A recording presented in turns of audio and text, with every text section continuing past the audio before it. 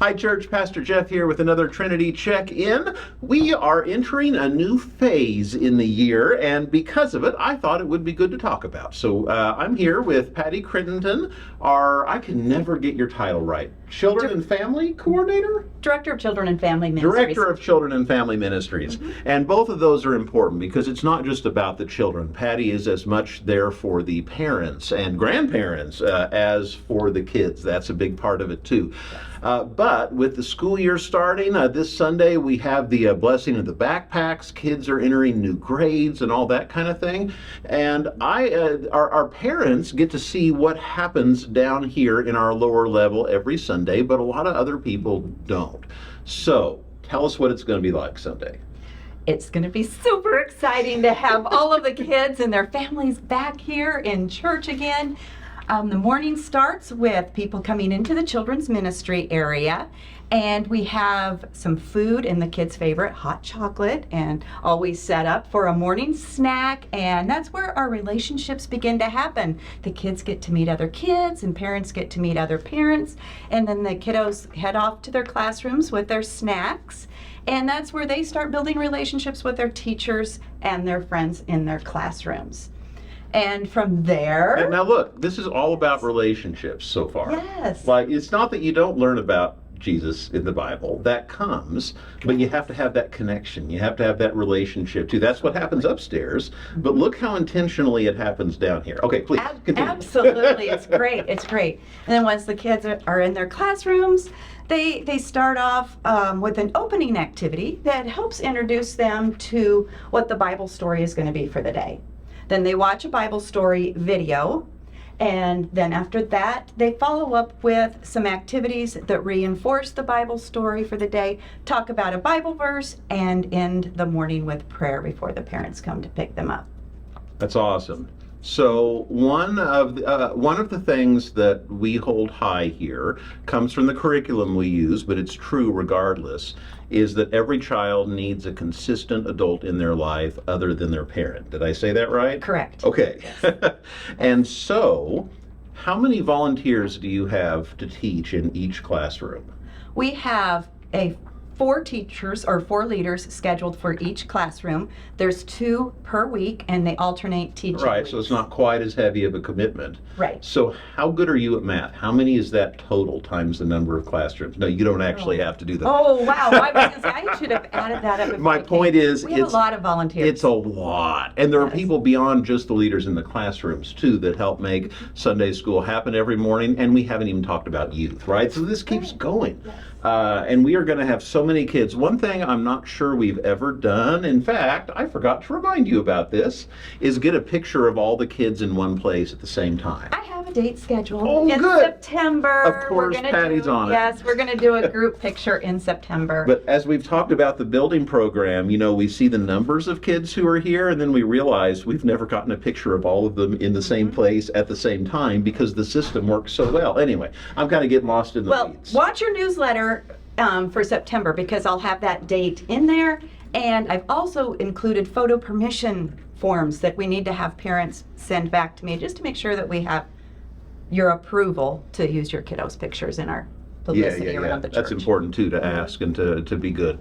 Another thing that all of you ought to know is that with all those kids, we really have outgrown the space. You know, we're talking about the building project right now and how we're going to proceed. In fact, if you recognize where we're standing, we're right next to the elevator. It's right here on the first floor. What the building plan would be is essentially to keep digging, to keep this all going further down and add 6 more rooms around the way. But this year, we have more Sunday school that's going to be expanding into one of the upstairs room. In fact, if Patti looks a little tired, it's because she's been moving furniture all day to try to get that room where it needs to be for the kids that are going to come. So it's wonderful. And if all you do is come upstairs, wonderful, I'm glad you're there. But I want you to see this too, because it is such a big part of Trinity. Okay, now, I always like to end with some kind... Do you have anything else to say before I do my other thing? Okay, I guess not. Not yet.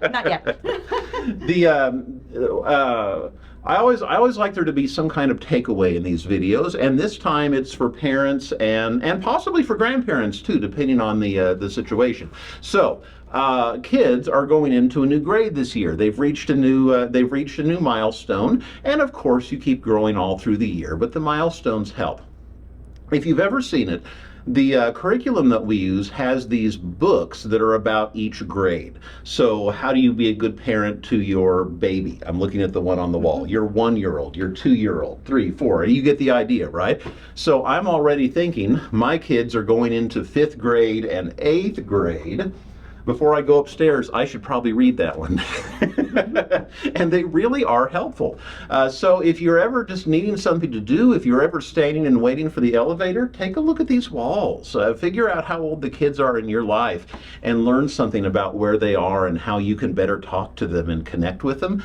I've heard there are new versions of these books that are just out. The ones on the wall are still the old one because they're still brand new.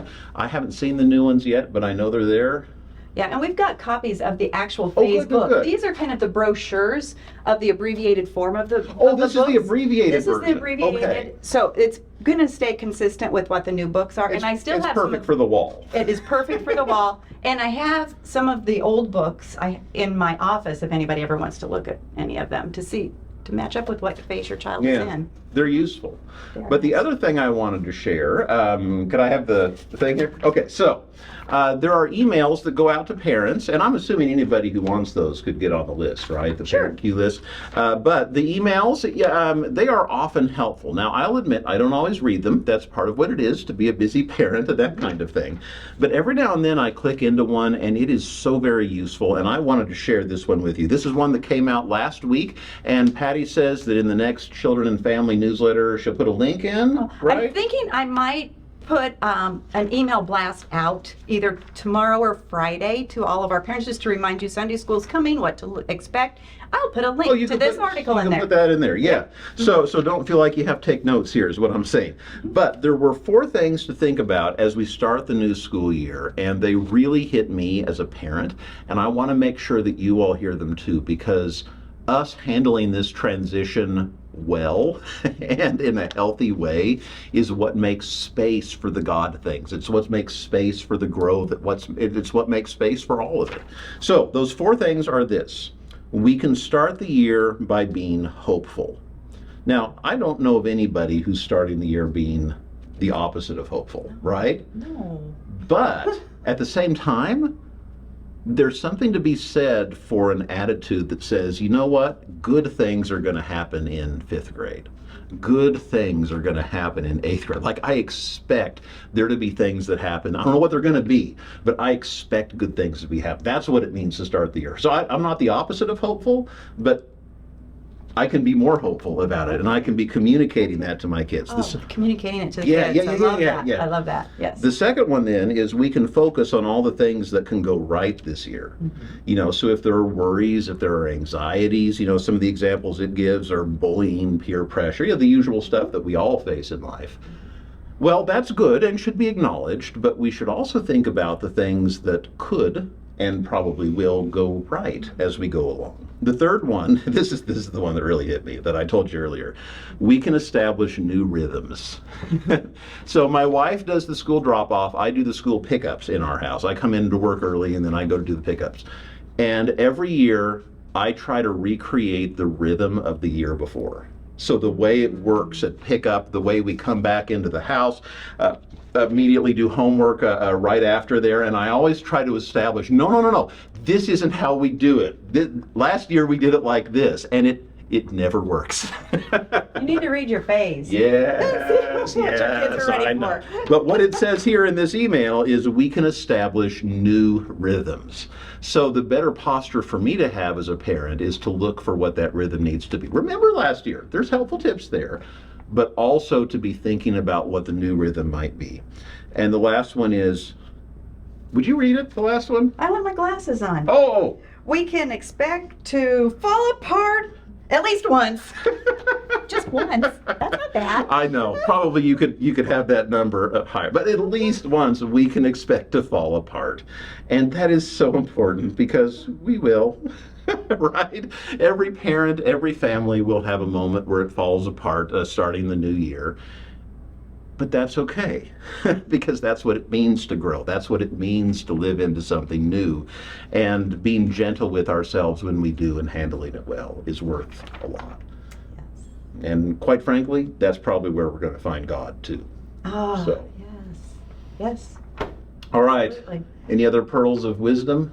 No, I just wanted to let everybody know too, along with this phasing stuff, our curriculum we use focuses on the phase that your child is in. Yeah, it too. does. Yeah. So you're not only going to be doing it at home, we're going to be doing it at church, and we are strong believers that we can do it better together. What's the other phrase? Like we're with your children for 1 hour a week, but you're with them for, I don't know, many more hours a week. hours. And So- if we're lucky, we are with them 1 hour a week. Yeah. Yeah. So church matters. It matters deeply. It matters a lot, but it also matters how we take it home with us and how we live it in everything we do. Right. And that's why you receive the parent cues on Sunday after Sunday school that have those little talk points to help you remember Yeah. how to carry that conversation on at home. Yeah. So, all right. Thanks, Patty.